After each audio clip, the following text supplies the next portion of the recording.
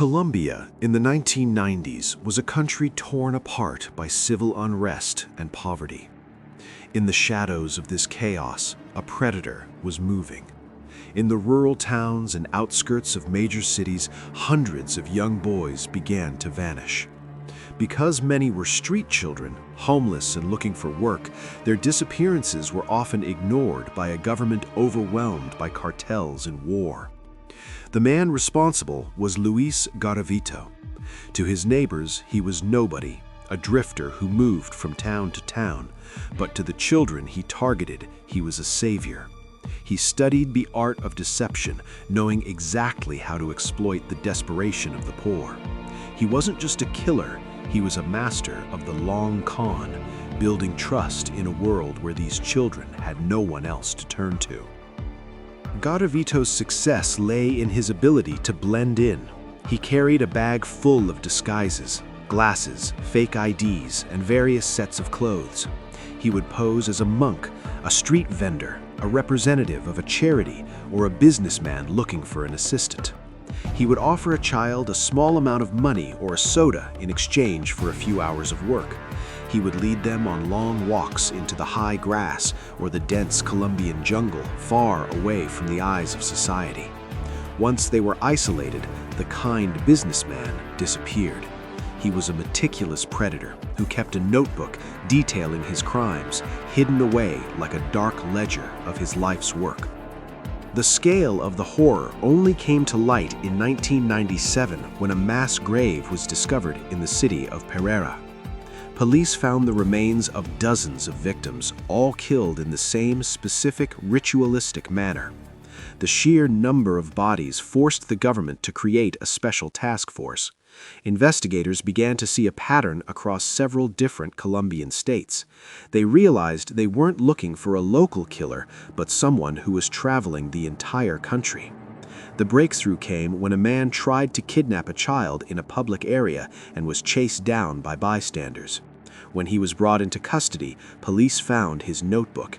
Inside were sketches, maps, and a tally that eventually climbed to over 140 confirmed victims, though experts believe the true number is over 300. The capture of Luis Garavito led to a moment of national reckoning. In the interrogation room, he confessed with a chilling, calm demeanor, even offering to help police locate more graves. But the biggest shock was yet to come. Due to Colombian law at the time, the maximum sentence for any crime was only 30 years, and because he cooperated, his sentence was reduced even further. The idea that the most prolific serial killer in history could one day walk free sparked riots and calls for legal reform. Garavito spent his final years in a maximum security prison, claiming he had found religion, though he never showed true remorse for the lives he stole. He died in 2023, leaving behind a legacy of trauma that forced a nation to realize its most vulnerable citizens were the ones who needed protection the most.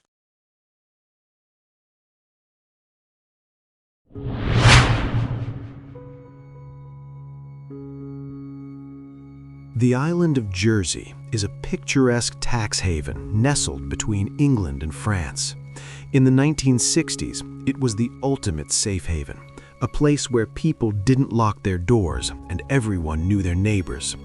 But for 11 years, a shadow moved through the narrow, winding lanes of the island. A figure began appearing in gardens and peering through windows. He didn't just break in. He terrorized his victims while wearing a grotesque, handmade rubber mask and a coat lined with carpet tacks. The islanders, trapped on a piece of land only 45 square miles wide, realized with horror that the monster was one of them. He couldn't leave, and neither could they. He was dubbed the Beast of Jersey, and he turned the island's beauty into a landscape of pure paranoia. What made Edward Pisnell truly terrifying was his commitment to the character he created.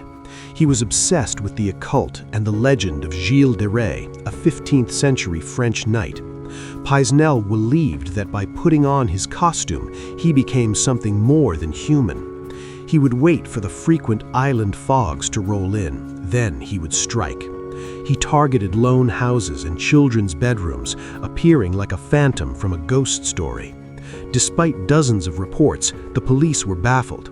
Paisnel was a married man, a father, and a frequent guest at community events. He was the man who fixed your car or sat next to you at the pub. He used his ordinariness as a shield, knowing that in a small community, no one wants to believe their neighbor is a monster. The Beast's reign ended not through a massive manhunt, but through a stroke of luck. In 1971, a lone police officer spotted a car driving erratically through a red light in the capital of St. Helier. The driver was Edward Paisnel.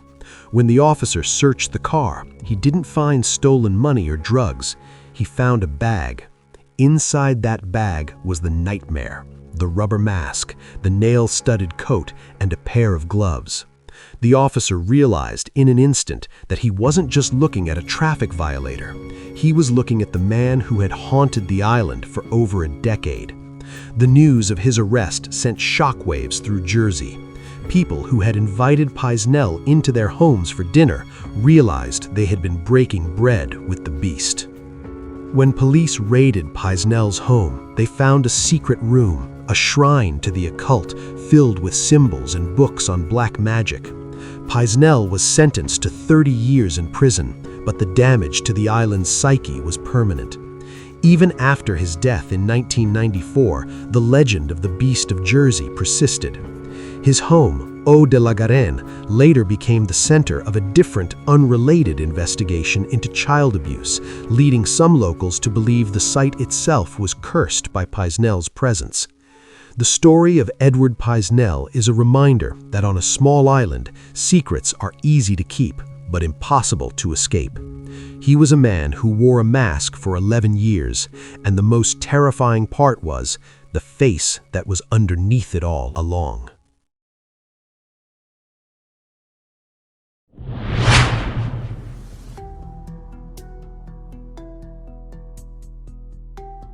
Austin, Texas, 1884. Back then, Austin was a frontier town trying to find its identity. But that Christmas Eve, the holiday spirit was shattered. A young woman named Molly Smith was dragged from her bed while she slept and murdered in her own backyard. It was the start of a year-long reign of terror. The killer didn't use a gun or a Bowie knife, he used an axe. And he moved with a silence that seemed supernatural. He targeted women, mostly servant girls, entering their small cabins in the middle of the night. There were no fingerprints, no DNA, and no witnesses who could describe his face. The town didn't just feel hunted, it felt haunted. The press didn't have a name for him yet, so they called him the Servant Girl Annihilator. By the summer of 1885, the city was in a state of total collapse. People stopped going out after dark, business owners were losing money, and the police were being mocked in the newspapers. The city council came up with a radical, futuristic solution to catch the killer. They would turn night into day. Austin invested in 31 moonlight towers, massive 165-foot-tall iron structures equipped with carbon arc lamps. The idea was that the killer thrived in the shadows, so the city would simply erase the shadows. These towers bathed the entire city in a pale, artificial moonlight. Even today, Austin is the only city in the world that still operates these historic towers. But even under the glare of the lights, the killer managed to strike one final devastating blow on Christmas Eve of 1885, killing 2 prominent socialites. The police were desperate. They arrested hundreds of people, but they had no evidence. They even brought in bloodhounds, but the dogs would lead them to a fence and then lose the scent, as if the killer had simply evaporated into the air. Theories began to swirl. Some thought it was a local man with a grudge. Others believed it was a traveler who moved along the rail lines. One of the most prominent suspects was a Malay cook named Maurice, who worked at a local hotel.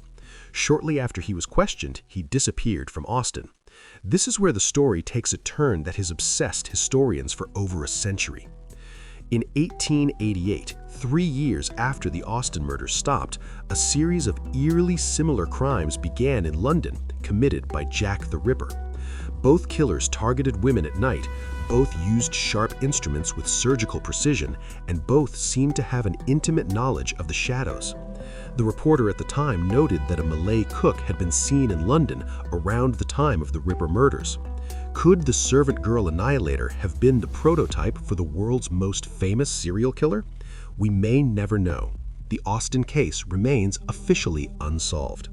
The Moonlight Towers still stand as silent sentinels over the city, a permanent monument to a year of darkness that changed the face of Texas forever.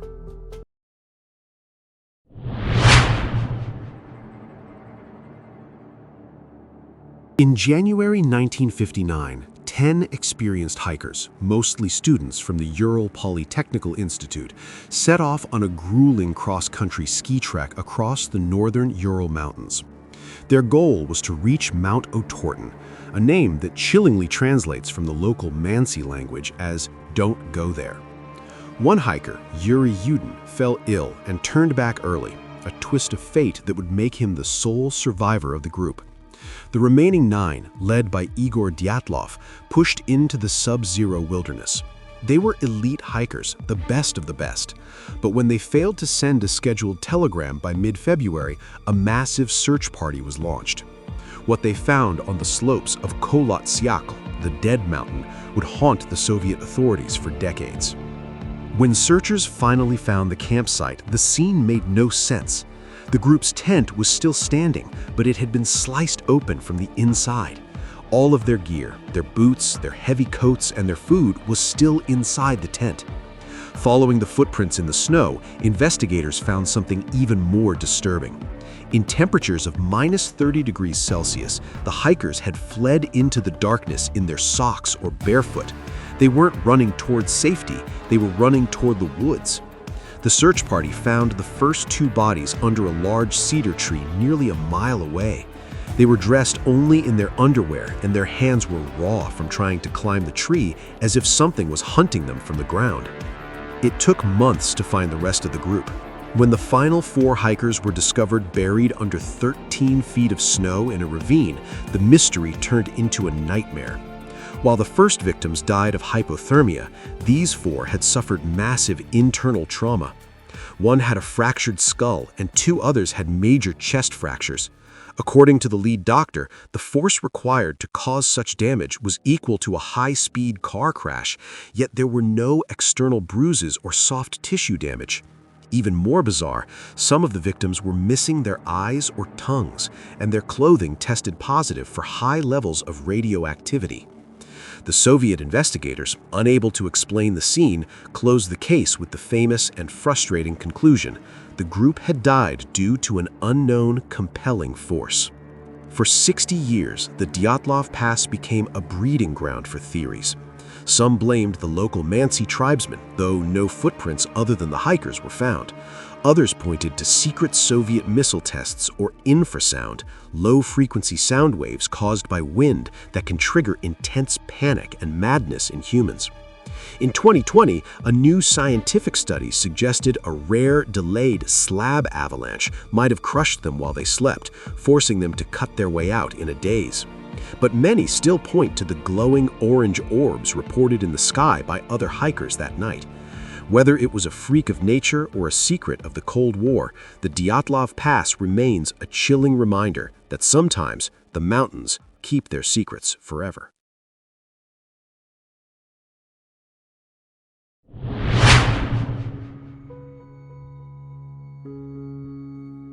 Tuscany is known for its rolling vineyards and Renaissance art. But between 1968 and 1985, a shadow fell over the hills of Florence. The target was always the same: the lovers, young couples who sought privacy in their cars on the dark, secluded back roads, were hunted by a shadow with a Beretta pistol. The killer didn't just take lives, he performed surgical, ritualistic post-mortem rituals that suggested a background in medicine or butchery. He was a phantom who knew every goat path and olive grove in the region. The Italian public was horrified, and the authorities were under immense pressure. For 17 years, the monster turned the most romantic landscape in the world into a graveyard, and he never left a single fingerprint behind. The investigation was a labyrinth of dead ends. In the early years, the police focused on a group of immigrants from Sardinia. They found that the 1968 murder was committed with a specific type of ammunition, Winchester Series H long rifle bullets. This same rare ammunition was used in every single monster killing for the next 17 years. This suggested a long-term plan and a killer who had a nearly infinite supply of this specific, discontinued brand. The police arrested several members of the Sardinian community, thinking they had solved the case. But while their suspects were behind bars, the monster struck again and again. It became clear that the police weren't just looking for a man, they were looking for a shadow that could walk through prison walls. In the 1990s, the investigation took a bizarre turn. The police moved away from the lone wolf theory and began to investigate a group of local men who called themselves the Snack Companions, Compagnie di Merende. They were an unlikely band of misfits, led by a farmer named Pietro Pacciani. Pacciani was a man with a violent past, but many doubted he had the surgical precision the killer displayed. The theory grew darker. What if the Snack Companions weren't the masterminds, but merely the providers? Rumors of a second level of the conspiracy emerged, a secret cult of wealthy Florentine doctors and aristocrats who commissioned the killings for occult rituals. The case spiraled into a mess of conspiracy theories that saw the lead investigator, Michele Giuttari, eventually accused of being part of the cover-up himself. The case of the Monster of Florence remains one of the most debated mysteries in Europe. While Pietro Pacciani was eventually convicted and then acquitted on appeal, he died before a second trial could begin. To this day, many Italians believe the true monster, the person who held the gun and performed the rituals, was never caught. The Beretta was never found, the motive was never fully understood, and the hills of Florence still hold the secrets of a killer who outplayed the law for a generation.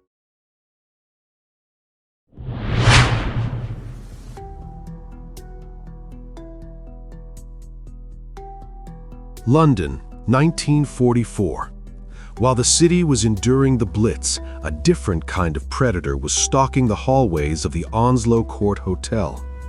John George Haig was the picture of an English gentleman, impeccably dressed, charming, and always ready with a smile. But behind the polished exterior was a professional fraudster who had spent years in and out of prison. Haig had a plan to live a life of luxury without working a day for it. He targeted wealthy, lonely people, befriending them and convincing them he was a successful businessman. But Haig didn't just want their friendship, he wanted their estates. He realized that if his victims simply disappeared, he could forge their signatures and seize their assets. He just needed a way to make sure they were never found.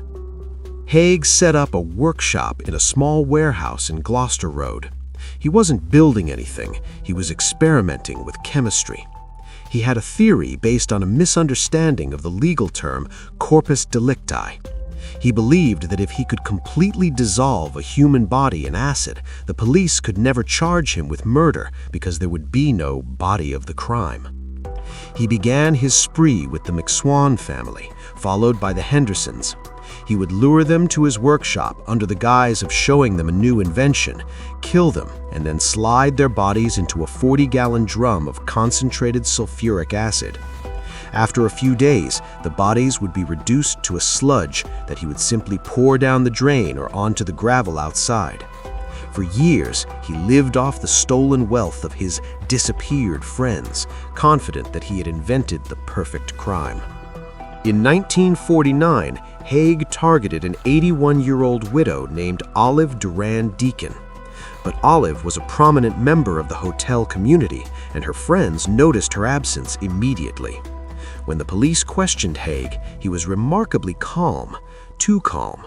He actually admitted to the police that he had killed her, arrogantly telling them, "I've destroyed her with acid. There is no body, so how can you prove a murder?" But Haig's legal genius was his downfall.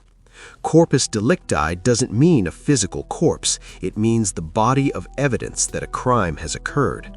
The police descended on his workshop and began a meticulous search of the yard. They didn't find a body, but they found what the acid couldn't touch: 28 pounds of human body fat that had turned to soap, a gallstone, and most importantly, a set of plastic dentures that were completely resistant to sulfuric acid. The dentures were the smoking gun. Olive's dentist was able to identify them as the exact pair he had made for her. The perfect crime had been undone by a few ounces of plastic dental plastic. During his trial, Haig tried to feign insanity, claiming he was a vampire who was forced to drink the blood of his victims, but the jury saw through the act. He was found guilty in just minutes. Before his execution in August 1949, he made one final request. He asked for a trial run of his hanging so he could be sure it would be done properly.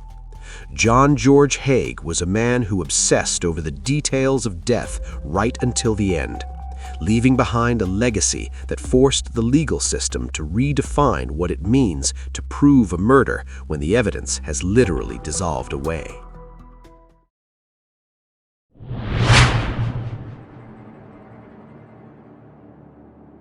New York City, 1976. The city was on the brink of bankruptcy. The heat was record-breaking, and the blackout of '77 was just around the corner.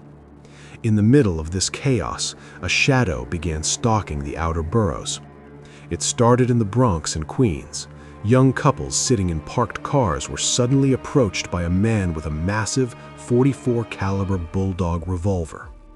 He didn't rob them. He didn't speak, he just fired and vanished into the night. For months, the police had no leads and no motive. They called him the .44 caliber killer. The randomness of the attacks meant that anyone, anywhere could be the next target. Long hair became a liability, as the killer seemed to favor women with dark, flowing locks, leading thousands of New Yorkers to cut and dye their hair in a desperate attempt to stay off his radar. The mystery took a dark theatrical turn when the killer began leaving letters of crime scenes and mailing them to legendary columnist Jimmy Breslin. In these scrawled notes, he gave himself a name that would haunt the city's history: the Son of Sam. He claimed he was a behemoth and a monster, mocking the police for their inability to catch him. He spoke of Father Sam and hinted at a dark subterranean world of demons. The media frenzy was unprecedented. Every headline fueled his ego, and for the first time in criminal history, a serial killer was actively using the press to craft his own terrifying mythology. The city wasn't just afraid of a man anymore, they were afraid of a legend.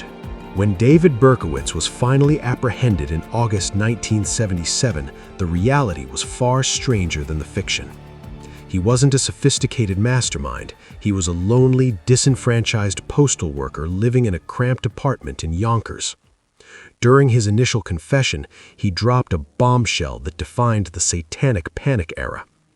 He claimed that his neighbor, Sam Carr, owned a black Labrador retriever that was possessed by an ancient demon. Berkowitz told police that Harvey would bark at him in the middle of the night, giving him telepathic commands to go out and kill. He believed he was an obedient son carrying out the bloody will of a demonic entity. Whether it was a genuine psychotic break or a calculated attempt to appear insane, the demon dog theory became the centerpiece of the most bizarre interrogation in NYPD history. Despite the occult letters and the supernatural claims, the Son of Sam wasn't caught by a psychic or a profiler. He was caught by a parking ticket. On the night of his final murder in Brooklyn, a local woman noticed a man getting into a cream-colored Ford Galaxy that was parked near a fire hydrant. She saw a police officer putting a ticket on the car. Detectives searched the records for every ticket issued in that area that night. One name stood out: David Berkowitz of Yonkers. When police arrived at his car, they saw a rifle and a duffel bag in the back seat. As Berkowitz walked to the vehicle, he saw the detectives, smiled, and famously said, "Well, you got me. How come it took you so long?" He was sentenced to 365 years in prison, where he remains today. A man who proved that while a killer can create a monster's legend, it's often the most mundane paper trail that brings them down.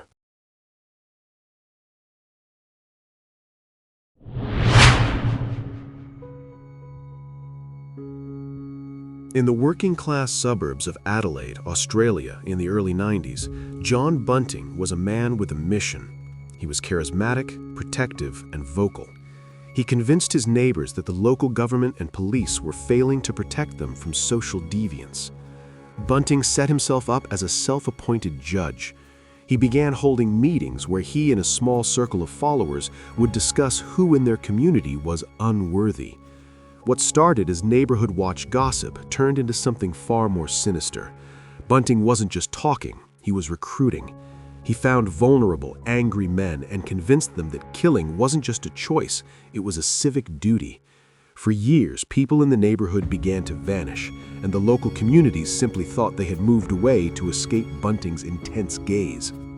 The mystery broke wide open in May 1999. Police were investigating the disappearance of several people when their search led them to the tiny, nearly abandoned town of Snowtown, about 90 miles north of Adelaide. They focused on an old, disused bank building that had been rented out recently. When officers broke the seal on the bank's heavy steel vault, the smell was the first thing that hit them. Inside were 6 large plastic vats. They weren't filled with money or records. They were filled with acid and the remains of 8 people. As the investigation expanded, they found more victims buried in backyards and under floorboards. The vigilante hadn't been protecting the neighborhood, he had been harvesting it. How did Bunting keep the murders a secret for nearly a decade? He was a master of social engineering. After killing a victim, the group would steal their identity. They would use the victim's bank cards to withdraw welfare checks and even record the victim's voices on cassette tapes, forcing them to say they were moving away before they were killed.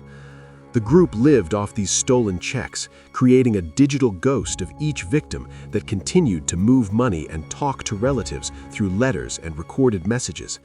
This allowed Bunting to maintain the illusion that the people he had murdered were still alive and well in other parts of Australia. It was a cold, calculated system of profit that turned human lives into a recurring revenue stream. The trial was one of the longest and most expensive in Australian history. John Bunting and his lead accomplice, Robert Wagner, showed no remorse. Bunting was revealed to be a classic sociopath, someone who took joy in the suffering of others and used moral superiority as a mask for his own bloodlust. Bunting was sentenced to 11 consecutive terms of life imprisonment without the possibility of parole. The Snowtown Bank has since been demolished, but the name of the town remains synonymous with the darkness that can brew in the shadows of a quiet community. It serves as a chilling reminder that the most dangerous people are often the ones who claim to be protecting you from the monsters outside your door.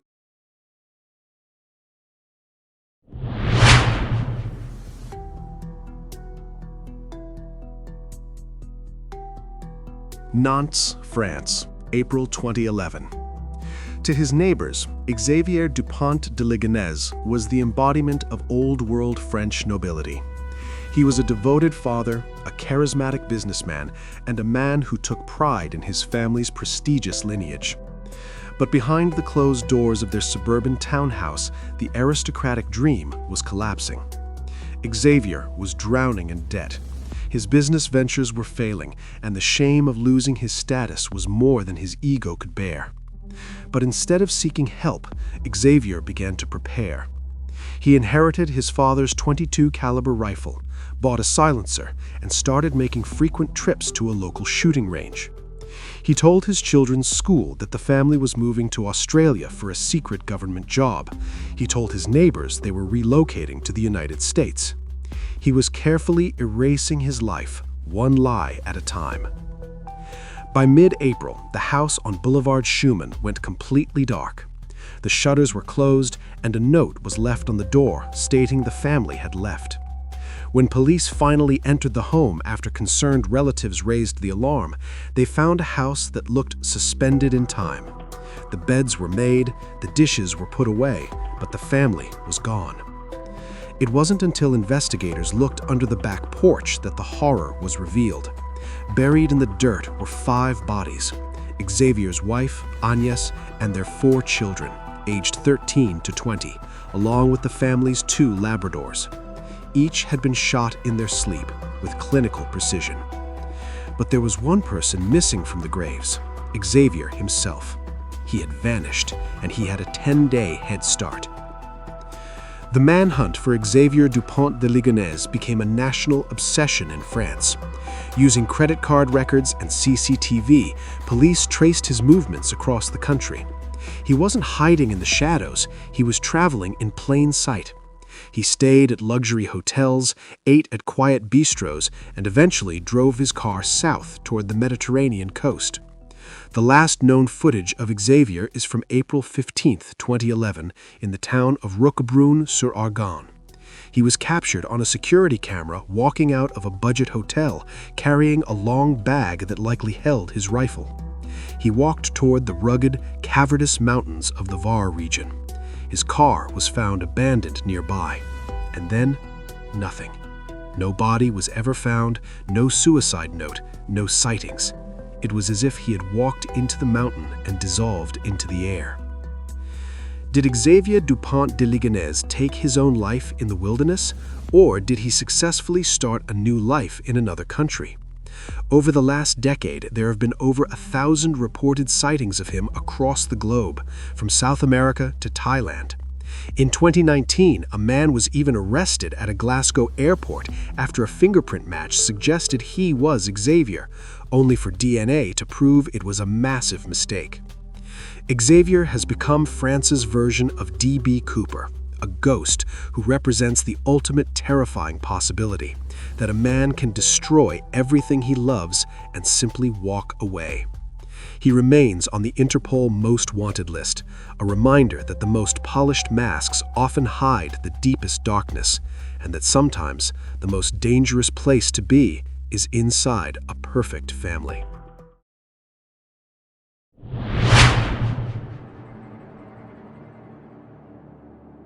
India, late 1700s.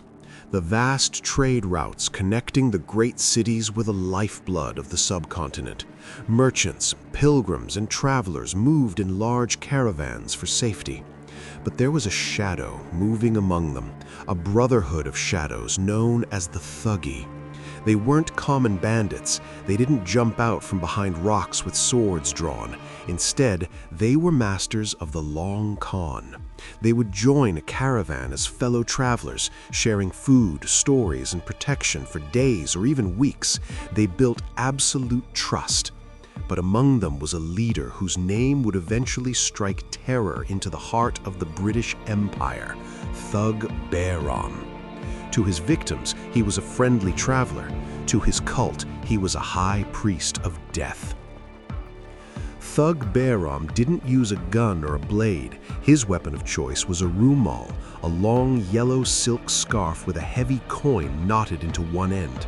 The Thuggee believed they were doing the work of the goddess Kali, and their method of killing was strictly ritualistic.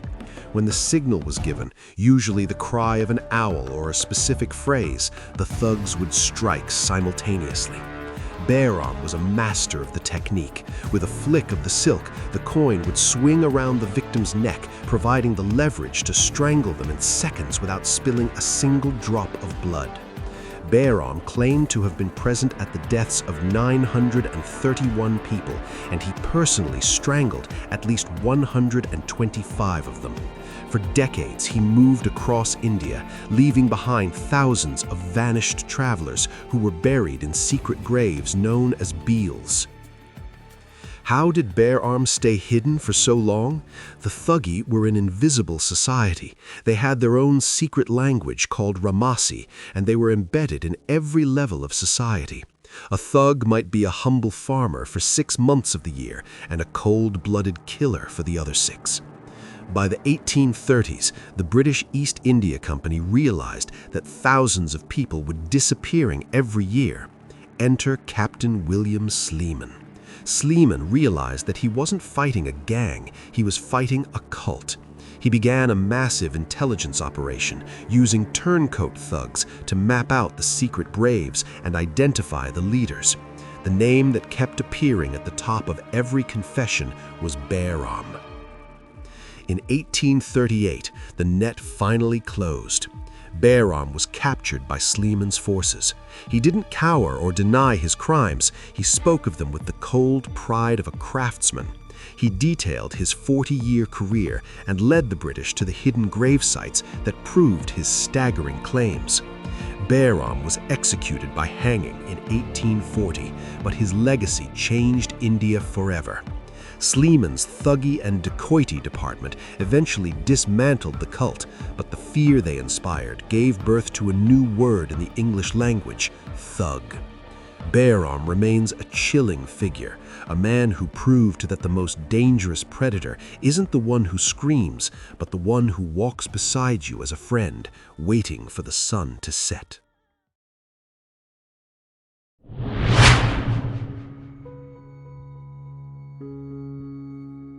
In the early 1990s, in the state of Rajasthan, India, Devender Sharma was a man who commanded respect. He held a degree in BAMS, Traditional Ayurvedic Medicine, and ran a successful clinic. He was a married man, a father, and a pillar of his community. But behind the white coat and the stethoscope, Sharma was drowning. After losing a massive amount of money in a fuel dealership scam, the good doctor didn't turn to the law, he turned to the shadows. He realized that his medical knowledge gave him a unique advantage. He didn't just want to heal people, he wanted to harvest them. What began as a desperate attempt to recoup his financial losses evolved into one of the most cold-blooded criminal careers in Indian history. By day, he saw patients. By night, he was the architect of a ghost car syndicate. So, Sharma's first business venture was as simple as it was deadly. He and a gang of accomplices would hire private taxis for long-distance trips to quiet, remote locations. Once they reached a deserted stretch of road, they would murder the driver, usually by strangulation or bludgeoning. The brilliance of his plan was in the disposal. Sharma knew that a missing person is a lead, but a missing body is a mystery. He began dumping the remains of the drivers in the Hazara Canal in Uttar Pradesh, a place infested with crocodiles. He knew the predators would destroy the evidence within hours. With the drivers gone, Sharma would take the stolen taxis to Aligarh, where he had a network ready to dismantle the cars for parts or sell them with forged documents. He admitted to being involved in over 100 such cases, though the true number may be much higher. But the stolen cars were just a side hustle. Sharma's true specialty was much gruesome. Using his medical credentials, he became a key player in an illegal kidney transplant racket centered in Gurgaon. This wasn't back-alley surgery. These were sophisticated operations conducted in private clinics for wealthy clients. Sharma acted as the fixer. He would source kidneys, sometimes from willing donors in poverty, but often through coercion or from victims who simply disappeared. He allegedly oversaw over 125 illegal transplants, charging upwards of 700,000 rupees per surgery, a fortune in the 1990s. He treated human beings like machines to be stripped for parts, and for nearly a decade, his medical license acted as a perfect shield against suspicion. So, Sharma was finally caught in 2004 and sentenced to life in prison for several of the murders. But the story has a final, frustrating twist. In early 2020, after serving 16 years, Sharma was granted a 30-day parole for good behavior. When the 30 days were up, the doctor of death didn't return to his cell. He vanished. For 6 months, he lived in a secret hideout in Delhi, even getting remarried and trying to start a new life. He was eventually recaptured by the Delhi Police Crime Branch in August 2020. During his final interrogation, he remained eerily calm, telling officers he had lost count of how many people he had actually killed. Devender Sharma remains a terrifying example of a wolf in a white coat, a man who spent his life learning how the human body works, only to find the most efficient ways to take it apart.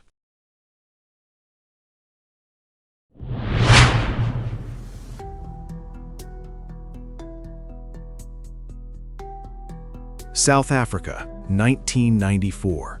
The country was celebrating its first democratic elections, a time of immense hope and massive social change. But in the shadows of the townships, a monster was at work. He didn't look like a killer. He looked like a businessman. Moses Sithole was well-dressed, soft-spoken, and charming. He would approach young, unemployed women in areas like Atteridgeville, Boksburg, and Cleveland, the A.B.C. of his eventual moniker. He claimed to be a representative for a high-profile charity or a large corporation. He offered them the one thing they needed most in a struggling economy: a job. To women trying to provide for their families, Sithole looked like a miracle. But the interviews he proposed were always in remote wooded areas, far from the eyes of the public. By 1995, the bodies began to appear. They were found in the veld, often positioned in ways that suggested a ritualistic, cold-blooded signature. The victims had been strangled with their own underwear, a mark of the killer's absolute control. The police realized they were dealing with a serial predator of unprecedented scale. Because the murders were spread across 3 different jurisdictions, Atteridgeville, Boksburg, and Cleveland, the A.B.C. of his eventual moniker, the panic in the townships was electric. Mothers warned their daughters not to speak to well-dressed strangers, but Sithole was a master of manipulation. He knew exactly which buttons of desperation to push to lead his victims into the tall grass. The breakthrough didn't come from forensic science, but from Sithole's own arrogance. In October 1995, he contacted a local journalist, claiming he had information about the killings. He wanted to play a game with the media, but the police were already closing in. Sithole's own brother eventually provided a lead that pointed toward Moses. When police cornered him in a suburb of Johannesburg, Sithole didn't go quietly. He attacked the officers with an axe, leading them to open fire. He was wounded and taken into custody, but even from his hospital bed, he remained unrepentant. As investigators began to link his DNA and the items found in his possession to the victims, the true scale of his crimes emerged. He wasn't just a killer, he was a machine. The trial of Moses Sithole was a grim tally of lives lost. He was charged with 38 murders and 40 rapes. Throughout the proceedings, he showed a chilling lack of empathy, often smirking at the families of the victims. He claimed his actions were a form of revenge for a past injustice, but the court saw only a sociopath who enjoyed the power of life and death. In 1997, the judge handed down one of the longest sentences in human history, 2,410 years in prison. The sentence was designed to ensure that Sithole would never again see the sun as a free man. Today, he remains in a maximum security facility, a shadow from a time of transition. His story is a dark reminder that in times of great hope, predators often hide behind the promise of a better life.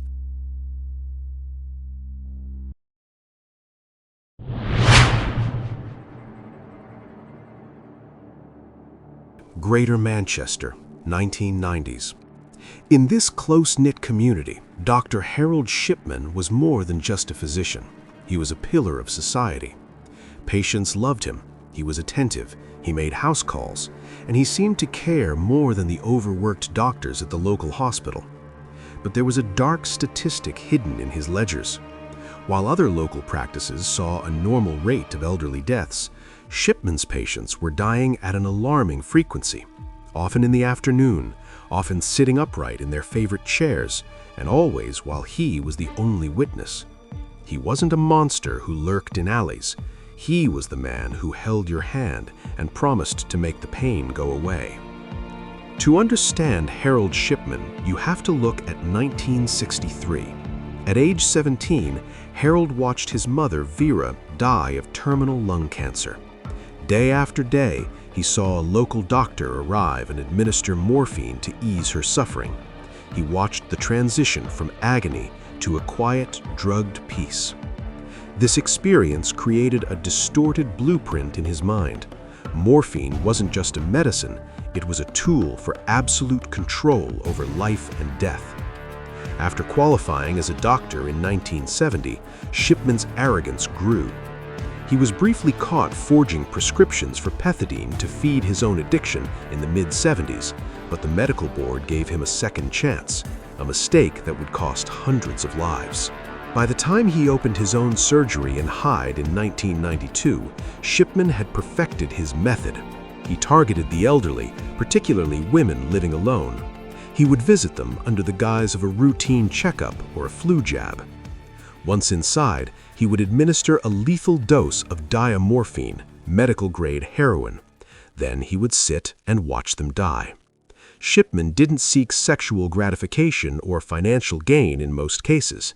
His high came from the godlike power of deciding when a heart should stop beating. After the patient passed, he would often let himself out, only to discover the body later or wait for a relative to find them, at which point he would provide a falsified death certificate citing old age or natural causes to avoid an autopsy. For over 20 years, Shipman's arrogance kept him safe, but in June 1998, he broke his own rule. He murdered 81-year-old Kathleen Grundy, a former mayoress of Hyde. Unlike his other victims, Shipman decided to profit from her death. He forged Grundy's will on an old typewriter, leaving her entire £386,000 estate to himself. He claimed she wanted to reward him for his care. However, Grundy's daughter, Angela Woodruff, was a lawyer. She knew her mother's meticulous nature and immediately recognized the will as a crude forgery. She went to the police, not suspecting a serial killer, but a simple fraudster. She had no idea she was pulling the thread that would unravel the largest murder investigation in British history. When the police exhumed Kathleen Grundy's body, they found lethal levels of diamorphine in her system. This led to the exhumation of more patients with the same result. But the most damning evidence wasn't in the graves, it was on Shipman's office computer. Shipman had been backdating medical records to make his victims appear sicker than they were, creating a false history of heart disease or respiratory failure to justify their sudden deaths. What he didn't realize was that the computer's hard drive recorded a timestamp for every entry. Investigators proved that he was writing historical symptoms into the files minutes after the patients were already dead. The digital footprints matched the physical bodies, and the trusted doctor was revealed as a systematic executioner. In January 2000, Harold Shipman was convicted of 15 murders and 1 count of forgery. He was sentenced to life imprisonment with a recommendation that he never be released. But the true scale was far worse. A subsequent public inquiry led by Dame Janet Smith meticulously reviewed every death certificate Shipman had signed in his 27-year career. The conclusion was staggering. Shipman was likely responsible for at least 215 murders and possibly as many as 250. He had operated with total impunity because the medical system at the time allowed a single doctor to certify a death and order a cremation without any independent oversight. Shipman used the crematory oven to turn his evidence into ash. Throughout his trial and imprisonment, Harold Shipman never confessed. He remained arrogant, mocking investigators and maintaining a cold clinical detachment. On January 13, 2004, the day before his 58th birthday, Harold Shipman took his own life in his cell at Wakefield Prison. He took his motives to the grave. His death meant that the families of hundreds of victims would never hear him admit guilt. However, his crimes led to a total overhaul of the UK's medical and death certification laws. Today, his name is a shadow over the medical profession, a reminder that the most dangerous killers aren't those who hide in the dark, but those who wear the mask of a healer.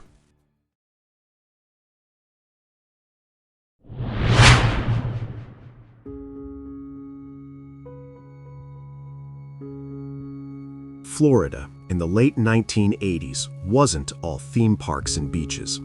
Along the I-75 corridor, a different kind of life existed. A world of truck stops, cheap motels, and highway hitchhikers. In 1989, the bodies of middle-aged men began appearing in the woods along these roads. They were all shot multiple times with a .22 caliber handgun. The victims were varied: a shop owner, a missionary, a retired merchant seaman, but they all had one thing in common: they had picked up a hitchhiker. The police were baffled. At the time, the FBI's profile for a serial killer almost exclusively described a male. No one was looking for a woman. They called the unknown suspect the Tybee Woods Killer, unaware that the person pulling the trigger was a woman who had been discarded by society long before she ever picked up a gun. To understand Aileen Wuornos, one must look at the wreckage of her early life in Michigan. Born to a teenage mother and a father who was a convicted child molester, Aileen was raised by abusive grandparents. By the age of 11, she was engaging in sexual activity for cigarettes and food. By 15, she was homeless and pregnant. She spent the next 2 decades drifting across the country, accumulating a long rap sheet for armed robbery, forgery, and assault. By the time she settled in Florida in the late 80s, Aileen was a woman who viewed the world through a lens of extreme hostility and survival. She made her living as a highway prostitute, a dangerous profession that put her in constant contact with men in isolated locations. On November 30th, 1989, Aileen met Richard Mallory, an electronics store owner. After she hitchhiked a ride, they ended up in a remote area. Aileen would later claim that Mallory brutally raped and tortured her and that she shot him in pure self-defense. Mallory was her first victim, but he was the only one whose criminal past supported her narrative. It was later revealed he had served time for a prior attempted rape. However, over the next 12 months, 6 more men, including a retired merchant seaman and a part-time policeman, were found dead in similar fashion. The frequency of the killings suggested that Aileen had moved past self-defense into a pattern of predatory homicide and robbery. The investigation turned when Aileen and her partner, Tyria Moore, were involved in a car accident involving one of the victims' vehicles. Witnesses provided a description that led police to The Last Resort, a gritty biker bar in Port Orange, Florida. On January 9, 1991, undercover officers arrested Aileen at the bar. While she initially remained silent, her girlfriend, Tyria, under pressure from the police, agreed to record phone calls to get a confession. In a desperate attempt to protect the woman she loved, Aileen confessed to the murders, claiming she acted alone. Aileen's defense was consistent from day one. She claimed every single man she killed had tried to rape or assault her while she was working as a prostitute. She argued that in the lawless world of highway sex work, it was kill or be killed. The prosecution painted a different picture. They pointed to the fact that she had robbed the men, taking their cars and belongings. The media became obsessed. To some, she was a cold-blooded man-hater. To others, she was a victim of a lifetime of horrific abuse who had finally snapped. Her trial wasn't just about murder. It was a trial of her lifestyle, her past, and the failure of the systems that were supposed to protect her as a child. She was ultimately sentenced to death for 6 of the 7 murders. Aileen spent 10 years on death row, and during that time, her mental health visibly spiraled. She began claiming that her mind was being controlled by sonic waves and that the prison food was being poisoned. She fired her legal team, dropped her appeals, and declared that she hated human life and would kill again. On October 9, 2002, Aileen Wuornos was executed by lethal injection. Her final words were a cryptic reference to the movie Independence Day, claiming she would return with the mothership. Her story remains a landmark in criminal psychology. It forced law enforcement to broaden their understanding of female violence and the long-term effects of childhood trauma. Aileen Wuornos wasn't a master manipulator like Ted Bundy or a quiet neighbor like Jeffrey Dahmer. She was a product of the darkest corners of the American dream, a woman who lived a life of violence and died by the same hand. Her case serves as a grim study of how a lifetime of being a victim can, in extreme circumstances, create a victimizer.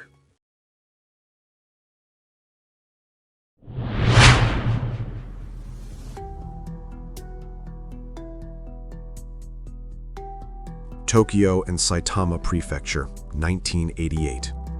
Japan was at the height of its economic bubble era, a time of neon lights and technological optimism. But in the quiet suburbs, a nightmare was beginning. 4 young girls aged between 4 and 7 vanished without a trace. The police were paralyzed. There were no witnesses, no ransom notes, and no clear motive. It wasn't until the killer began a sadistic game with the victims' families that the true nature of the predator emerged. He didn't just want to kill, he wanted to terrorize. He sent postcards to the grieving parents detailing his crimes, and even delivering the cremated remains of one victim to her doorstep in a small cardboard box. This was a killer who viewed his victims not as people, but as props in a horrific, self-made fantasy. To understand Miyazaki, one must look at his childhood. Born prematurely with deformed hands, his wrists were permanently fused, preventing him from turning his palms upward. He was a target for bullying and felt deep shame. He was a loner who found solace in the growing world of anime, manga, and slasher films. Miyazaki lived in a shack on his family's property, surrounded by thousands of videotapes. He was a failed printer who had retreated entirely into a fictional world. When his grandfather, the only person he felt a true connection to, passed away in 1988, Miyazaki's fragile grip on reality snapped. He reportedly believed that by consuming the essence of young girls, he could bring his grandfather back or achieve a sense of magical power that his physical disability had denied him. Between August 1988 and June 1989, Miyazaki's spree was relentless. His first victim was 4-year-old Mari Kano. He lured her into his car, murdered her, and kept her body in his room for days. Over the next 10 months, he took the lives of Masami Yoshizawa, Erika Namba, and Ayako Nomoto. His crimes involved extreme post-mortem desecration. He would film his victims and later watch the footage in his room, blurring the lines between the horror movies he collected and the reality he was creating. In one of the most chilling acts of psychological warfare in criminal history, he sent a letter to the media under a female pseudonym, Yuko Imada, claiming responsibility for the murders and mocking the police's inability to catch him. The Otaku Murderer was finally caught not through brilliant detective work, but through his own brazenness. In July 1989, Miyazaki was spotted in a Tokyo park attempting to take photos of a young girl. When the girl's father confronted him, Miyazaki fled to his car. The father managed to note the license plate. When police raided Miyazaki's home, they were unprepared for what they found. His room was a literal labyrinth of over 6,000 VHS tapes, ranging from innocent cartoons to extreme splatter horror films and child pornography. Tucked away among the tapes were the personal belongings of the missing girls and rolls of film containing photos of the crime scenes. The quiet, shy otaku was revealed to be a calculating necrophile and serial killer. The arrest of Tsutomu Miyazaki sent shockwaves through Japanese society. The media focused heavily on his collection of manga and videos, coining the term Otaku Murderer. The word otaku, which simply referred to someone with an obsessive interest in hobbies, suddenly became synonymous with socially stunted predator. A massive crackdown on the anime and manga industries followed. Parents across Japan threw away their children's comic books, fearing they would become the next Miyazaki. This case birthed the modern moral panic in Japan regarding the influence of violent media on isolated individuals. Miyazaki himself claimed in court that he was a man of 2 personalities and his Rat-Man alter ego was responsible for the killings, a claim the psychiatric community largely rejected as a play for an insanity defense. Miyazaki's trial was one of the most exhaustive in Japanese history. It took over 7 years for the Tokyo District Court to deliver a verdict. Throughout the proceedings, Miyazaki remained detached, often drawing strange sketches in the courtroom and speaking in incoherent metaphors about his grandfather. The court ultimately ruled that while he had a personality disorder, he was fully aware of the illegality of his actions and had meticulously planned the abductions to avoid detection. He was sentenced to death in 1997. The appeals process lasted another 9 years, during which Miyazaki showed zero remorse, famously stating that he felt cleansed by his actions. His father, unable to bear the shame of his son's crimes, committed suicide by jumping from a bridge during the trial. Tsutomu Miyazaki was executed by hanging on June 17, 2008. His death did not end the debate he started. He remains a case study in the dangers of hikikomori, or extreme social withdrawal, and the psychological impact of childhood physical trauma combined with social isolation. His case forced Japan to modernize its forensic child abduction protocols and led to stricter regulations on adult content. But the shadow he cast over the otaku subculture lasted for decades. He is remembered not as a genius, but as a man who lived in a world of tapes and paper, unable to distinguish between the screens he watched and the lives he destroyed. He remains the definitive face of the quiet monster, the neighbor you never suspected until it was far too late.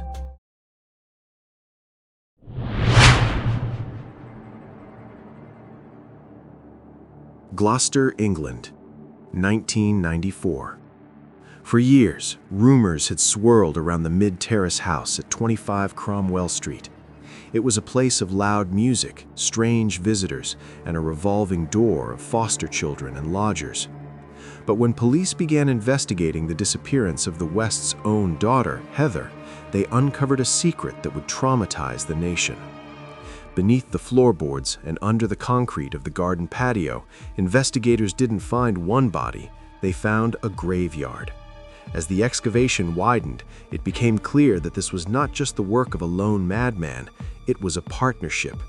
At the center of this web was Rosemary West, a woman who had mastered the art of appearing like a busy mother while presiding over a literal house of horrors. Rosemary Letts was just 15 years old when she met 27-year-old Fred West at a bus stop in Cheltenham in 1968.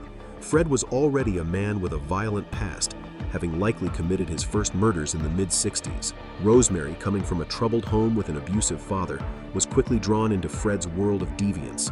Their relationship was built on a foundation of shared sexual fantasies and a total lack of empathy. By the time they married in 1972, they had established a dynamic where Rosemary was not merely an accomplice, but often the primary instigator of violence. Together, they began a decades-long spree of luring young women, often drifters, runaways, or their own children, into their home under the guise of offering a room or a job. The crimes at 25 Cromwell Street followed a chillingly routine pattern. The Wests targeted vulnerable young women, some as young as 15. Once inside the house, the victims were subjected to prolonged periods of sexual assault and torture. Rosemary played a crucial role in these sessions. She would often act as the friendly face that lured the victims into a false sense of security before the violence began. Evidence later revealed that she was frequently more aggressive than Fred, using her position as a mother to manipulate the victims.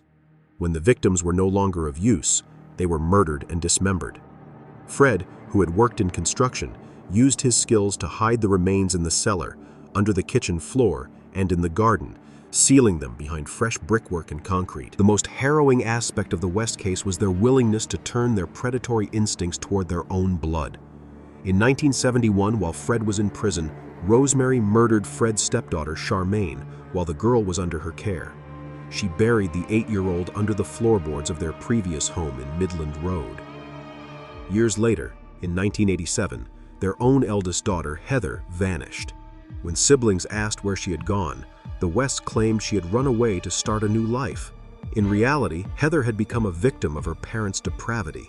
She was murdered and buried in the garden, topped with a patio where the family would later hold barbecues. This ability to maintain a normal family life atop the graves of their own children is what defines Rosemary West's unique brand of psychopathy. The House of Cards collapsed in February 1994. Police, acting on a tip regarding Heather's disappearance, obtained a search warrant.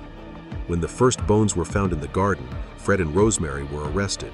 Initially, Fred attempted to take the blame for all the murders, hoping to protect Rosemary so she could continue to look after their remaining children.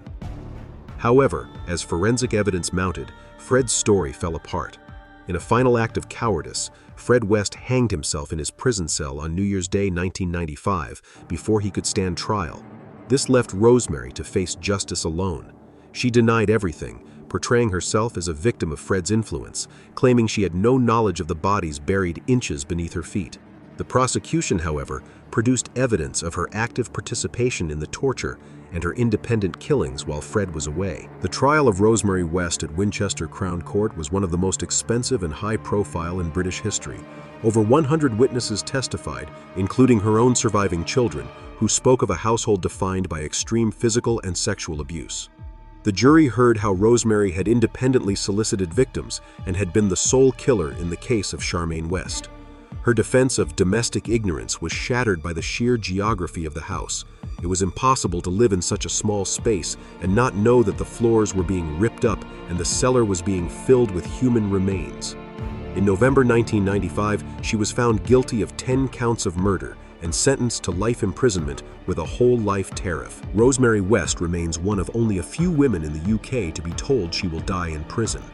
After her conviction, 25 Cromwell Street was demolished by the city council to prevent it from becoming a ghoulish shrine.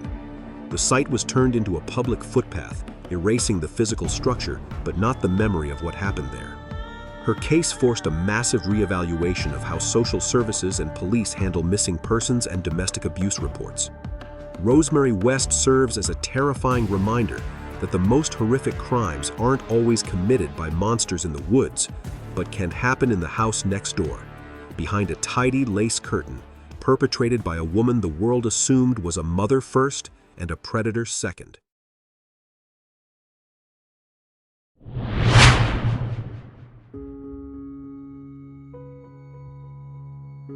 Belgium, August 1996. For over a year, the country had been gripped by the disappearance of several young girls. The atmosphere was thick with dread. On August 13th, acting on a tip regarding a silver van, police raided a nondescript house in Marcinelle, owned by a convicted kidnapper named Marc Dutroux. What they found behind a heavy wooden shelf in the basement was a secret soundproofed cell.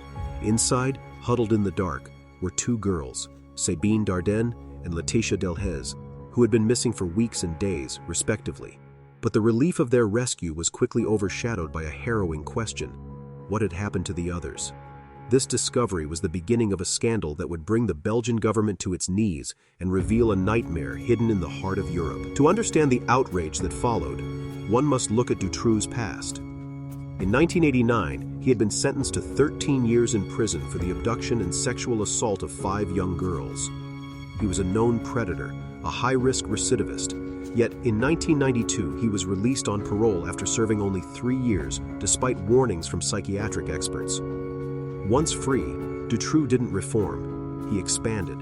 He began building a network of safe houses and secret compartments.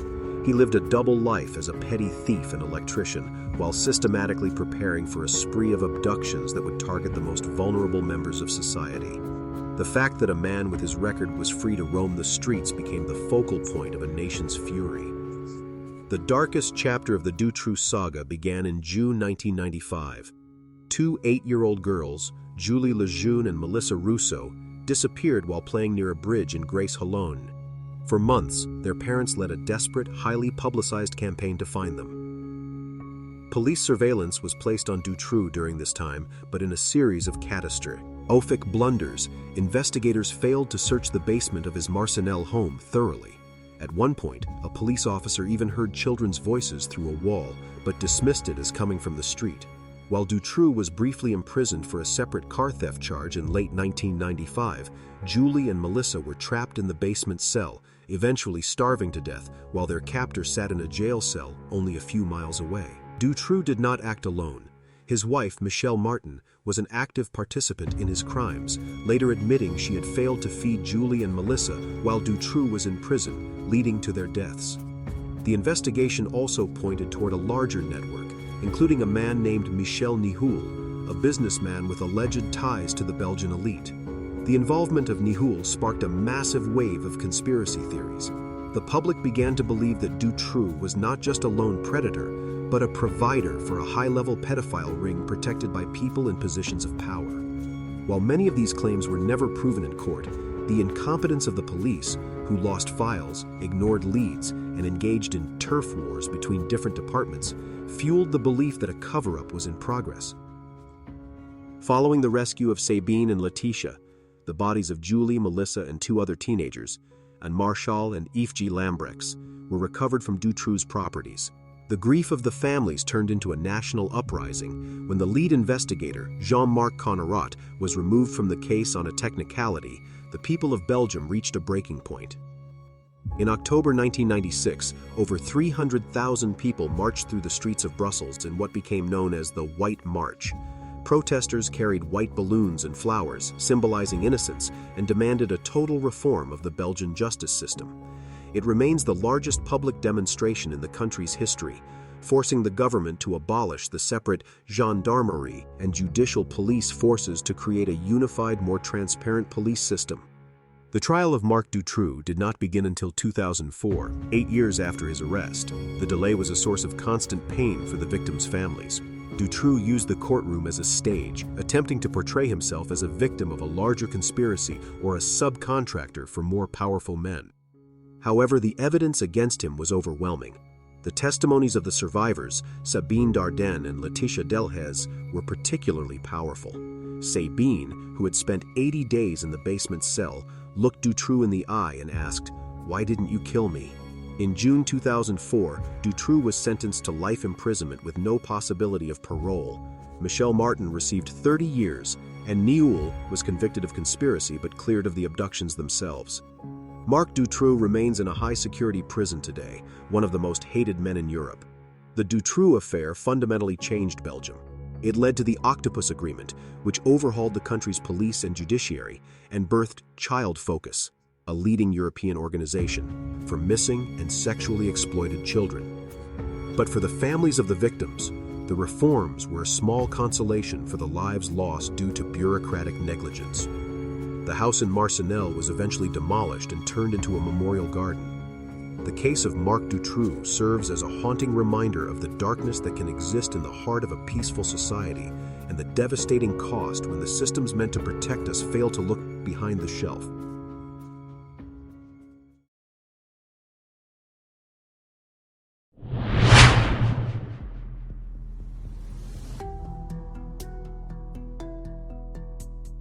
Manchester, 1963.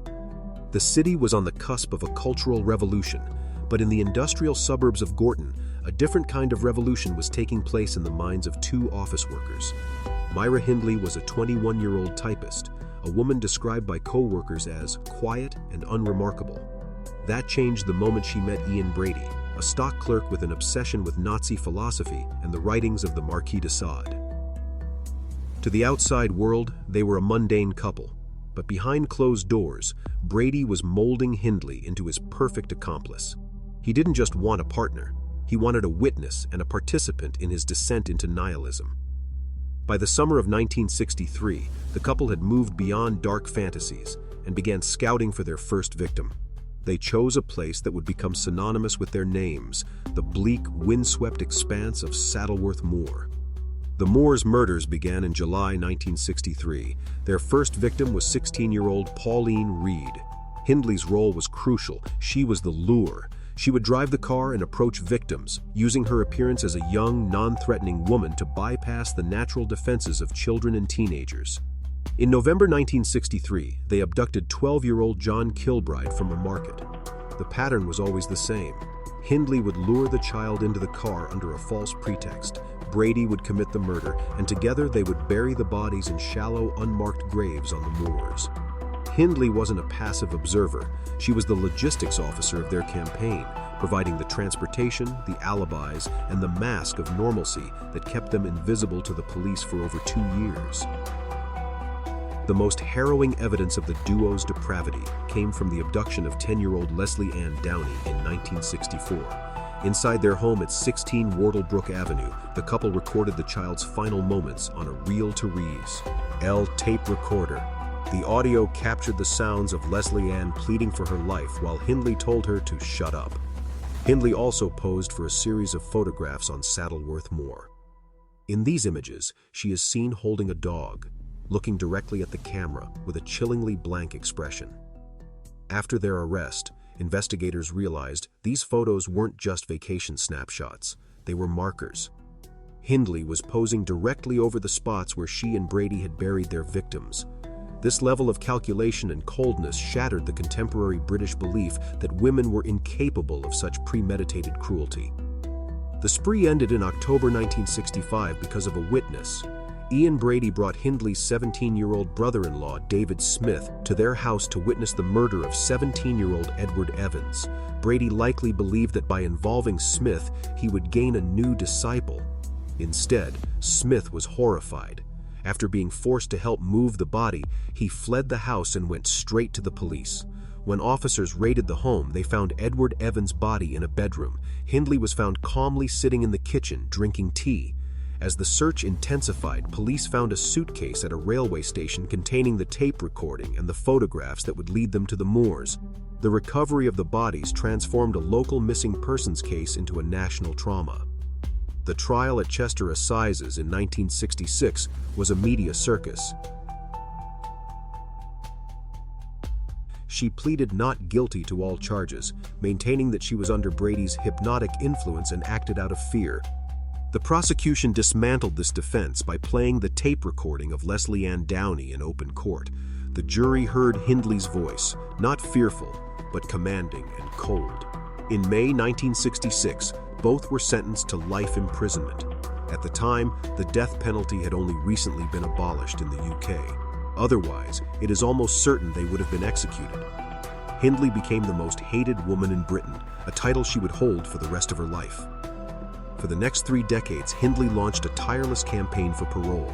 She transformed her image, claiming she had found religion and was a reformed woman. She eventually confessed to her full involvement in the murders in the late 1980s, assisting police in a final search of the moors to find the body of Pauline Reed. However, the body of one victim, Keith Bennett, was never found. Hindley's refusal or inability to provide the exact location of his grave meant that public sentiment remained resolutely against her release. Successive Home Secretaries ruled that life must mean life for Hindley, citing the exceptional gravity of her crimes. She became a political lightning rod, with her potential release sparking riots and fierce debates about the nature of redemption. Myra Hindley died in prison in November 2002 at the age of 60. She had spent 36 years behind bars, making her one of the longest-serving female prisoners in British history. Even in death, she remained a polarizing figure. No funeral home in Cambridge wanted to handle her remains, and her cremation had to be conducted under a heavy police guard. The case of the Moors murders remains a scar on the British psyche. It prompted a re-evaluation of how police handle missing children and led to the creation of more sophisticated forensic profiling. Myra Hindley's legacy is one of absolute betrayal, not just of the children she helped kill, but of the societal expectation of female compassion. She remains the face of a darkness that even decades later, the world struggled.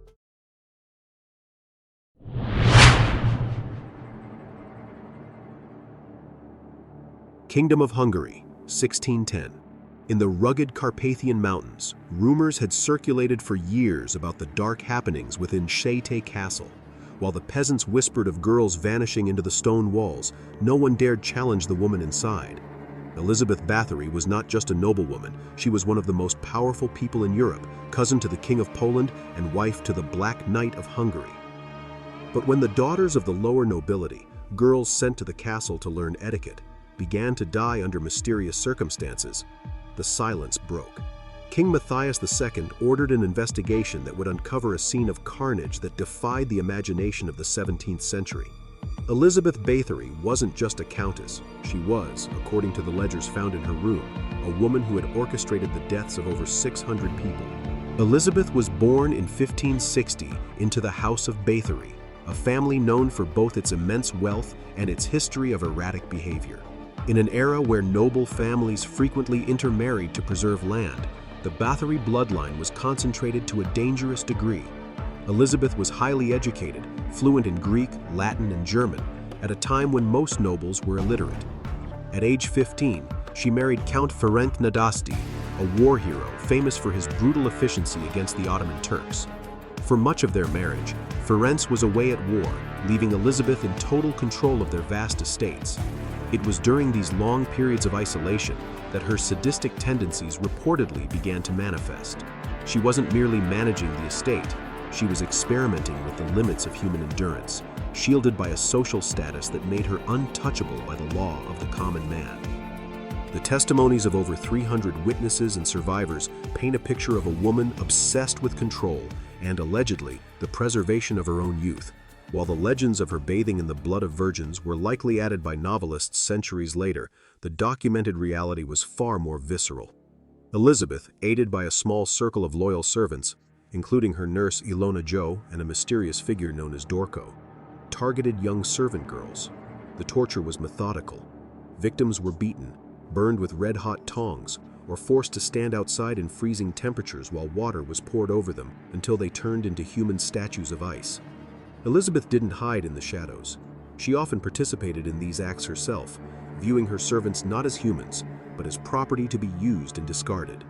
By 1610, the death toll among noble-born girls had become impossible to ignore. King Matthias II appointed György Thurzo, the Palatine of Hungary, to lead a formal inquiry. Thurzo was a longtime associate of the Bathory family, but the pressure from the Lutheran Church and the growing public outcry forced his hand. On the night of December 29, 1610, Thurzo led a surprise raid on Szekely Castle. Legend says they caught Elizabeth in the act of torture. Whether that is dramatic flair or fact, the evidence found within the castle was undeniable. Dozens of bodies were recovered from the grounds, and several girls were found alive but severely mutilated in the dungeons. The investigation shifted from a rumor mill to a full-scale criminal trial that would shock the courts of Europe. While Elizabeth's cruelty is well documented, many modern historians point to a second motive for her downfall: debt. The Hungarian crown owed the Bathory family enormous sums of money borrowed for the wars against the Turks. By convicting Elizabeth of mass murder, the king could effectively cancel those debts and seize her vast lands. Elizabeth was never allowed to face her accusers in court. Her high noble status protected her from a public execution, as a trial would have brought shame to the entire Hungarian aristocracy. Instead, her 4 accomplices were put on trial, tortured, and executed. Elizabeth was subjected to a different kind of justice. She was sentenced to perpetual imprisonment within the very walls where she had committed her crimes. In 1611, Elizabeth was taken to a single room within Szekely Castle. The windows and doors were bricked up, leaving only a small slit for food and air to be passed through. She remained in total darkness and isolation for 3 years. During this time, her name was officially forbidden to be spoken in Hungarian society. She was erased from history while she was still breathing. In August 1614, a guard found her lying face down on the floor. The Blood Countess was dead at the age of 54. She left behind a legacy of horror that would inspire the myth of the female vampire. But her real story was one of absolute power, left unchecked by a feudal system that valued land and titles over human life. Today, Elizabeth Bathory remains the subject of intense debate. Was she truly the world's most prolific serial killer? Or was she a victim of a patriarchal political coup? The truth likely lies in the middle. While the 612 victims recorded in her diary may have been an exaggeration or a fabrication by her enemies, the forensic evidence and witness accounts from her servants confirm a pattern of sadistic violence that spanned decades. She remains a haunting figure in the history of the Carpathians, a woman who utilized the stone walls of her castle to hide a darkness that the world was not yet ready to name. Elizabeth Bathory didn't just kill. She demonstrated how easily a person can become a monster when they believe they are answerable only to themselves.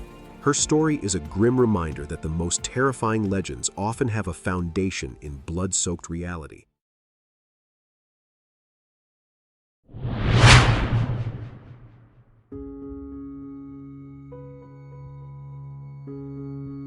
France, 1429. The 100 Years' War was tearing the kingdom apart.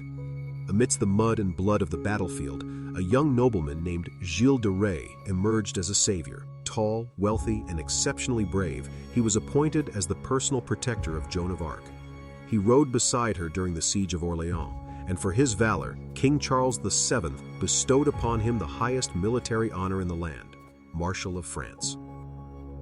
At 25 years old, Gilles was a superstar of the medieval world. He possessed vast estates, a legendary reputation, and the favor of the king. But as the war wound down and Joan of Arc was burned at the stake, the hero of Orléans retreated to his fortress at Tiffauges. Behind those massive stone walls, the light of his chivalry began to fade, replaced by a darkness that would claim the lives of hundreds. Gilles de Rais was one of the richest men in Europe, but his lifestyle was unsustainable. He lived with a level of theatrical decadence that baffled his peers, maintaining a private chapel with a full choir and staging massive, expensive plays. Within a few years, his fortune was gone. To reclaim his wealth, he turned to the occult. He transformed his castles into laboratories, hiring sorcerers and alchemists to help him find the Philosopher's Stone. He became obsessed with summoning a demon named Baron. When traditional alchemy failed, his advisors suggested that the spirits required a more precious sacrifice. It was at this intersection of financial ruin and black magic that Gilles de Rais began his systematic campaign of abduction and murder.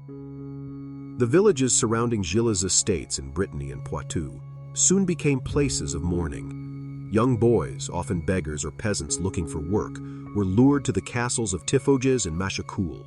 They were told the Marshal needed pages or choir boys. Once the castle gates banged shut behind them, they were never seen again. For nearly a decade, the disappearances were common knowledge, but the social structure of the 15th century protected the predator. Gilles was a peer of France. The peasants were property. Their complaints were silenced by fear of his private army or dismissed by local lords.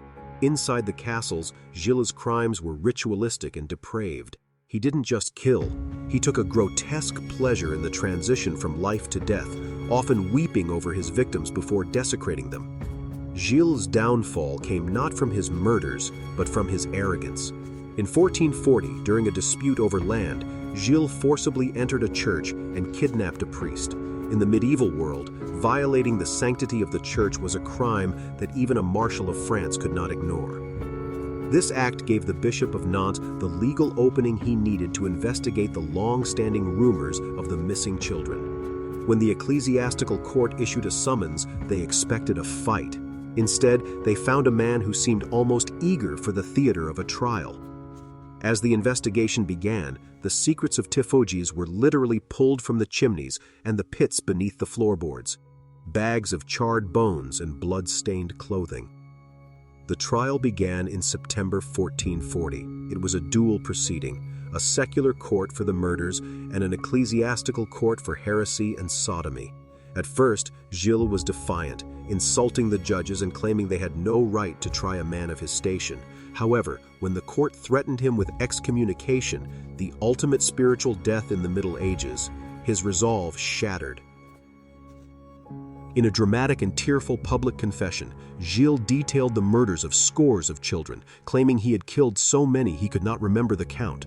His servants and accomplices, tortured by the authorities, corroborated his stories, describing how they would dispose of the bodies in the castle's massive fireplaces to hide the evidence. The noble hero of Orléans was revealed as a monster of unimaginable proportions. Gilles de Rais was sentenced to death. On October 26, 1440, he was led to the gallows in Nantes. Because of his noble rank and his public displays of repentance, he was granted a small mercy. He was to be hanged until dead, and then his body would be placed on a pyre rather than being burned alive. A massive crowd gathered, including the parents of many of his victims. In a final bizarre twist of medieval psychology, the crowd, moved by his public pleas for forgiveness, actually prayed for his soul as he was executed. He was 36 years old. His accomplices were executed alongside him, and the name of Gilles de Rais was officially scrubbed from the military records of France, though his shadow would linger for centuries. Historians have long debated the true number of Gilles de Rais's victims, with estimates ranging from 40 to over 600. Some modern scholars have even questioned the validity of the trial, suggesting it may have been a politically motivated land grab by the Duke of Brittany. However, the sheer volume of testimony and the physical evidence found at his properties make it difficult to dismiss the case as mere conspiracy. Gilles de Rais has often been cited as the real-life inspiration for the fairy tale Bluebeard. he remains a terrifying study of the Dark Knight, a man who reached the heights of human glory, only to sink into the deepest pits of depravity. His story serves as a chilling reminder that the greatest threat to a society is often the person it has been taught to worship as a hero.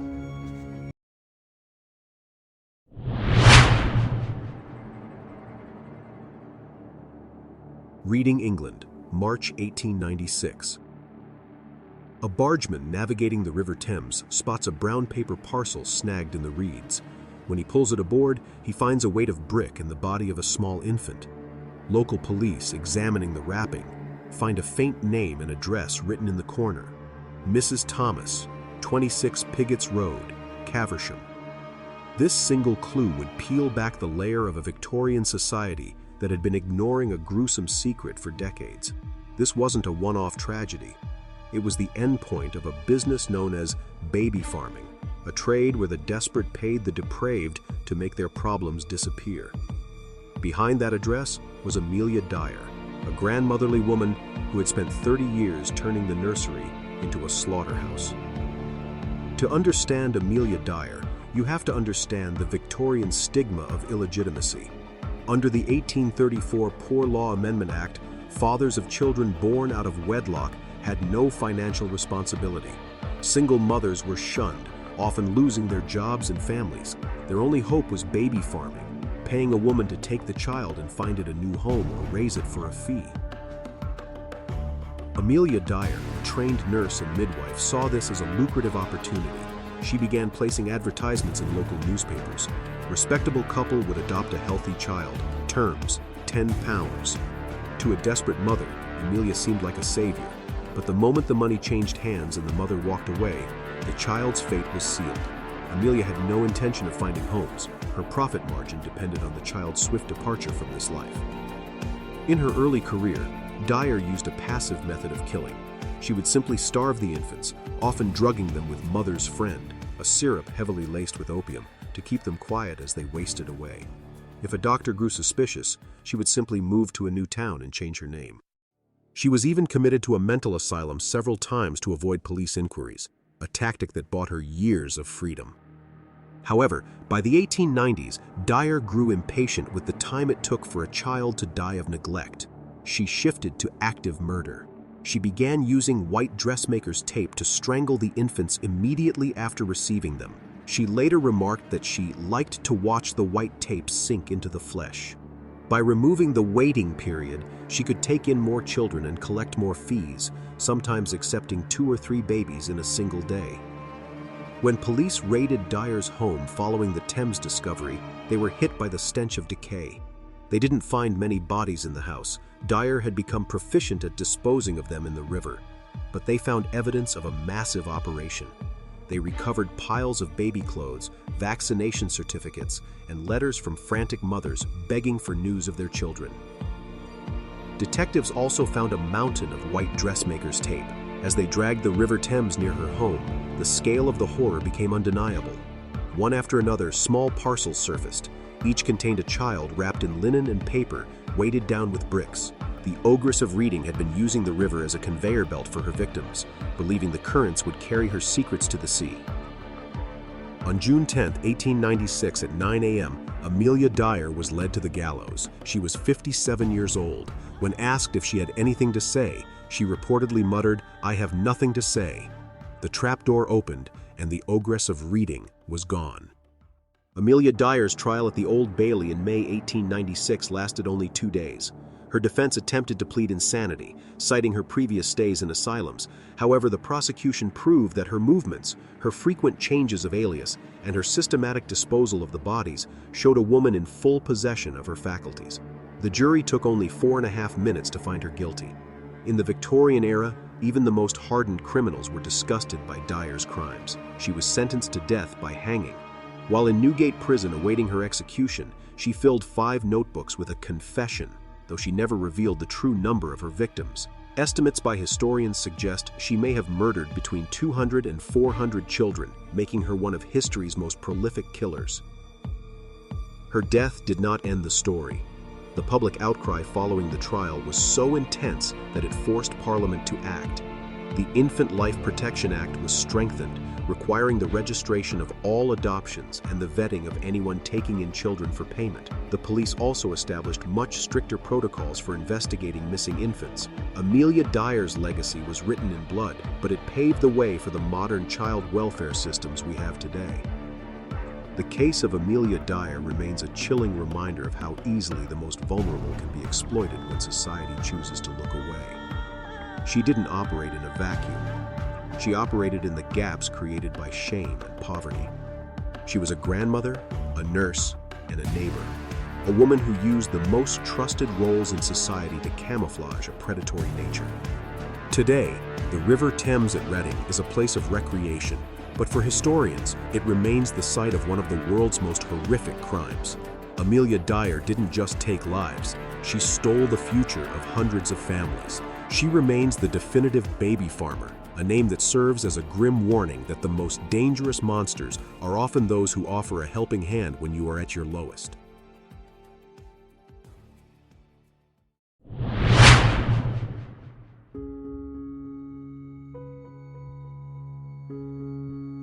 To his neighbors in Dumont, New Jersey, Richard Kuklinski was a successful businessman and a devoted family man. He drove expensive cars, hosted lavish backyard barbecues, and never missed a Sunday Mass.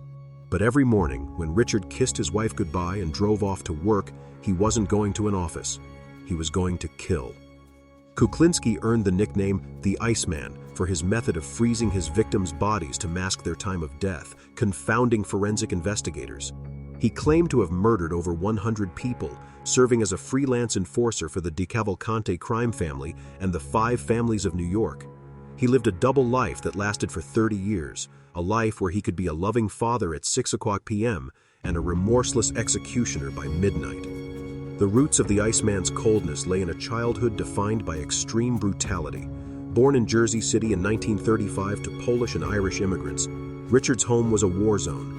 His father, Stanley, was a violent alcoholic who beat Richard and his brothers relentlessly. In one instance, Stanley beat Richard's older brother, Florian, so severely that the boy died of his injuries. The family told the police he had fallen down the stairs. Richard learned early that survival meant being the strongest and the most heartless. By his teens, he was a massive, intimidating figure who roamed the streets looking for fights. He committed his first murder at age 14, beating a local bully to death and disposing of the body. For Richard, murder wasn't a moral crisis. It was a solution to a problem. He realized that if he felt nothing, he could do anything. In the late 1950s, Kuklinski's reputation for violence caught the eye of the Gambino crime family. Legend has it that Roy DeMeo, a high-ranking soldier, took Richard out for a drive. DeMeo pointed to a random man walking a dog and told Richard to kill him. Richard stepped out of the car, shot the man in the back of the head, then returned to the car without saying a word. DeMeo was impressed. Kuklinski became a freelance asset. Because he wasn't Italian, he could never be a made man, which made him the perfect, untraceable tool. He was used for the jobs the mafia wanted to keep at arm's length. He became a specialist in disposal and innovation, using everything from guns and knives to crossbows and cyanide. He favored cyanide because it was quick and often mistaken for a heart attack in an autopsy, a silent killer for a silent man. Kuklinski took a craftsman's pride in his work. He was known to experiment with different poisons, often testing them on unsuspecting strangers in the city to observe the reaction. He famously used a spray bottle filled with cyanide, walking past a victim and giving them a light mist in the face. By the time the victim collapsed, Richard was 2 blocks away. His most famous innovation, however, was the industrial freezer. By storing a body in a commercial freezer for months or even years before dumping it, he effectively broke the chain of evidence. When the police found a body in a ditch in midsummer, the core temperature would indicate the person had died only hours ago, even if they had been missing for 2 years. This tactic kept him off the FBI's radar for decades. The most terrifying aspect of the Iceman was his ability to compartmentalize. His wife, Barbara, and their 3 children had no idea what he did. To them, he was a man with a short temper who worked hard in the film lab or trucking business. He was a provider who bought them the best clothes and sent them to private schools. This domestic stability was the only thing Richard seemed to value, yet even it was tainted by his nature. He was a domestic tyrant, prone to sudden outbursts of rage that kept his family walking on eggshells. He had created a perfect suburban cage. He was a man who could murder a business associate in a warehouse in the morning and attend a daughter's piano recital in the evening, never letting the two worlds touch. The Iceman's downfall came in 1986, not through forensic science, but through a high-stakes undercover operation. An ATF agent named Dominic Polifrone spent 18 months infiltrating Kuklinski's circle, posing as a fellow hitman. Polifrone recorded hours of conversations where Richard casually discussed murder-for-hire plots and the best ways to dispose of bodies using the itch, his term for cyanide. On December 17, 1986, the trap was sprung. Kuklinski was arrested at a roadside park while on his way to what he thought was a lucrative hit. Even as the handcuffs clicked, he remained eerily calm. He didn't fight. He didn't scream. He simply looked at the agents with the same cold, unblinking eyes that had been the last thing over 100 men had ever seen. Richard Kuklinski was convicted of 5 murders and sentenced to consecutive life terms. While in prison, he became a media sensation, participating in a series of televised interviews where he spoke with terrifying candor about his life. He claimed to have been involved in the disappearance of Jimmy Hoffa and the assassination of Paul Castellano.